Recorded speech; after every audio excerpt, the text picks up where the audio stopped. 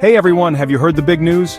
Just days ago, Robert Francis Prevost, an American, was elected as Pope Leo XIV on May 8, 2025. This is historic. He's the first American pope ever.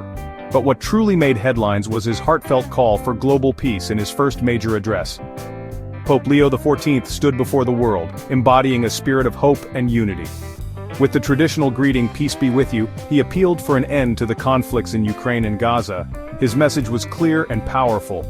Peace is a priority. He didn't just speak in one language. Pope Leo XIV delivered his address in Italian and Spanish, reflecting his rich multicultural background. Born in Chicago, he spent years as a missionary and archbishop in Peru, and was appointed prefect of the dicastery for bishops by Pope Francis in 2023.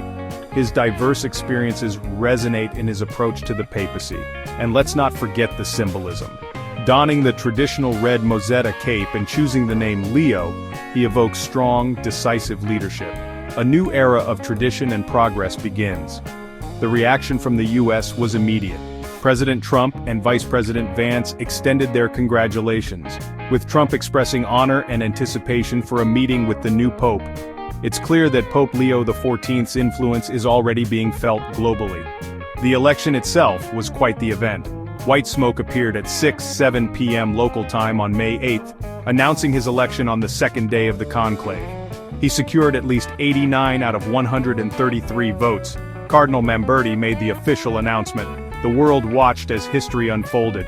Pope Leo XIV's call for peace couldn't come at a more crucial time. With conflicts raging in Ukraine and Gaza, his message brings a beacon of hope. He reminds us that despite our differences, we can come together for a common goal: global peace. As peace advocates, let's take his message to heart and continue striving for a world where peace prevails. Pope Leo XIV has set the stage, and now it's up to us to follow through. So, what do you think about the new Pope's call for peace?